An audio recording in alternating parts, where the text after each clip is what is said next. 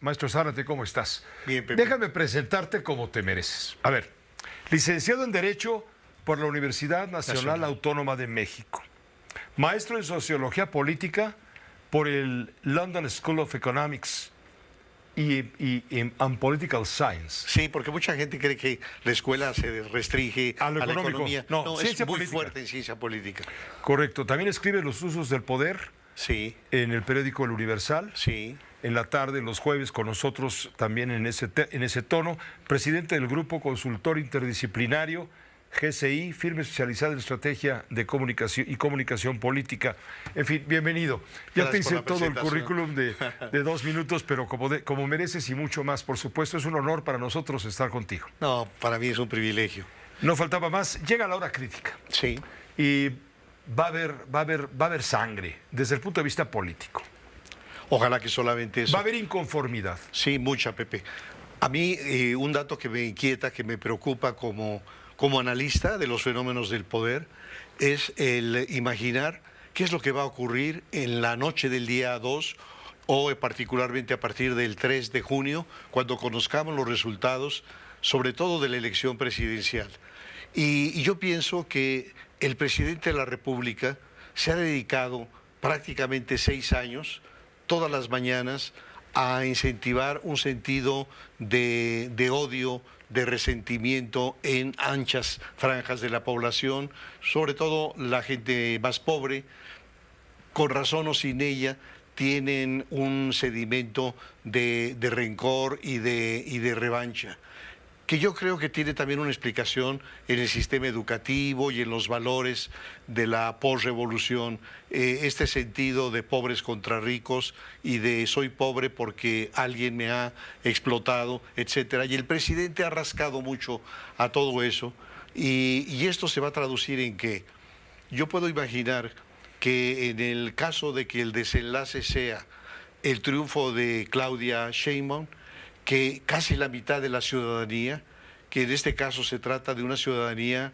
de clases medias, con una cultura cívica, con una cultura democrática, bien informada, va a sentir una tristeza profunda, una depresión enorme, porque ellos han seguido con atención lo que ha sido este gobierno.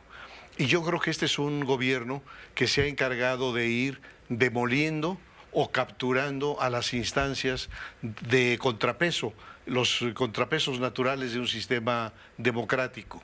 Entonces ha derruido instituciones, ha colonizado otras como la Comisión de los Derechos Humanos, ha golpeado, maltratado al Instituto Nacional Electoral, ha modificado el sistema educativo. Ha querido dogmatizar el sistema educativo. Sí, reemplazar la educación por ideología. Eso. Y unos conceptos absurdos como por ejemplo eliminar la evaluación, todos aprobados, lo cual apunta no hacia una educación de calidad o de excelencia, sino todo lo contrario. ¿Y qué decir del sistema de salud?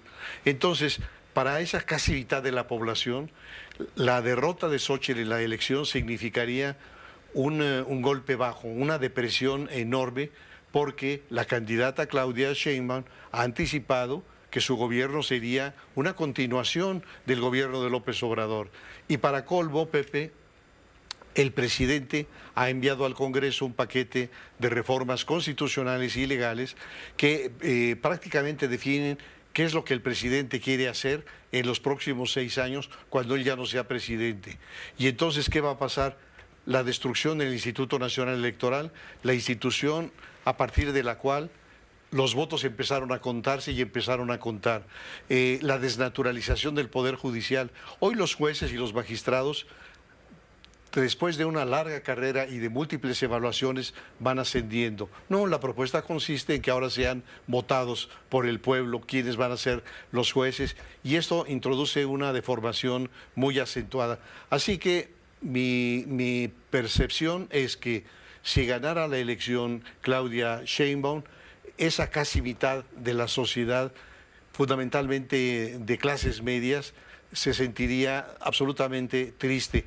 Pero lo dramático es que a la inversa ocurriría algo similar o peor. Es decir, que si ganara Xóchitl Gálvez, estos anchísimas franjas de la sociedad que han sacralizado al presidente, que lo han visto casi con rasgos de santidad y que siente que es el mejor presidente de México, se sentirían frustrados porque el proyecto de llevarlos a la tierra prometida estaría frustrándose. De tal manera que lo triste de lo que va a ocurrir el 2 de junio es que gane quien gane, va a haber millones de mexicanos muy dolidos y muy frustrados.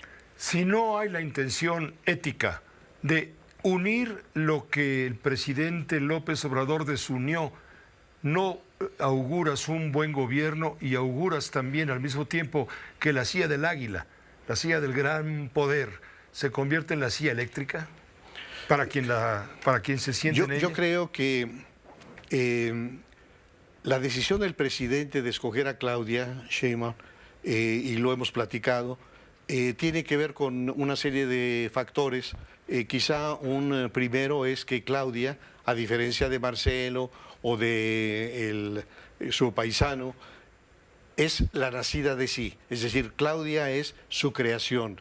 Y es una creación que en la visión del presidente le garantiza la continuidad de su proyecto, le garantiza su trascendencia histórica, su lugar ahí con Miguel Hidalgo, con Juárez, con Madero, con Cárdenas. Pero eso ya es una megalomanía, ¿no? Sí, desde luego, es algo totalmente fuera de realidad. Estás hablando de un... A menos que piense el presidente seguir gobernando tras mano.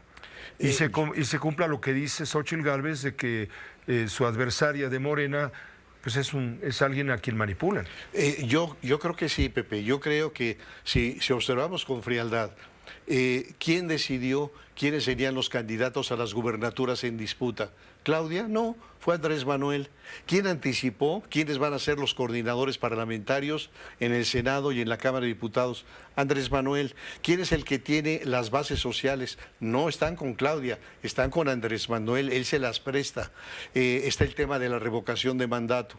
De tal manera que yo estoy convencido de que le impuso todo y le impuso inclusive el plan sexenal, que son esas 20 iniciativas de reforma, 18 constitucionales, 2 legales. Y naturalmente que no tiene mucho margen de maniobra Claudia. Y esto de alguna manera es lo que genera un temor muy grande de esos sectores de la sociedad que dicen, ya párale, es decir, no queremos que siga avanzando la construcción del país de un solo hombre. Y yo sé que algunos analistas señalan que una vez que te instalas en la silla del águila, en ese momento el poder se aglutina en torno suyo. Digo, sí, nada más que hay experiencias históricas muy claras en México, que es el maximato. Cuando el jefe máximo de la revolución, Plutarco Elías Calles, puso a 4 peleles, puso a Emilio Portes Gil, a Pascual Ortiz Rubio, a Abelardo L. Rodríguez y Cárdenas. Y solamente el cuarto, Cárdenas, logró sacudírselo. ¿Y por qué se lo sacudió Cárdenas? Porque Cárdenas tenía una base social real, porque era un político con peso propio. Hay que recordar que Lázaro Cárdenas abandonó la imprenta de Jiquilpan a los 18 años para sumarse a la revolución, que a los 25 ya era general, que cuando llega a la presidencia de solo 38 años ya había sido presidente del partido, ya había sido secretario de Guerra y Marina, es decir, tenía una fuerza propia, pero en este caso mi impresión es que la doctora Sheinbaum no tiene esa fuerza propia, toda su fuerza es derivada por Andrés Manuel y en esa medida es él el que finalmente va a dirigir. ¿Qué posibilidades hay de que se lo sacudiera y de que ella pudiera gobernar con más libertad? Pues la única posibilidad que yo veo es una enfermedad paralizante de López Obrador o la muerte. Si eso ocurriera, habría una posibilidad de que Claudia fuera presidenta realmente. Pero aquí viene otro problema. ¿Qué harían las tribus? Es decir, esas tribus que desde el Frente Democrático Nacional, los excomunistas, extrotskistas, expriistas, exeguistas, todas estas tribus lograron mantenerse unidas porque había un caudillo, que era en ese tiempo el ingeniero Cuauhtémoc Cárdenas, que los mantenía unidos. Después se siguieron manteniendo unidos por otro caudillo que es Andrés Manuel. Si no está Andrés Manuel, lo que veremos será una diáspora. Entonces, bueno, no son buenas noticias, Pepe, pero al final de cuentas creo que La responsabilidad de un analista político no es dar buenas noticias, sino tratar de interpretar la realidad. Ya la gente no va a querer que te vuelva a invitar. Que te vaya muy bien. Gracias, maestro Zárate. Gracias a ti, Pepe.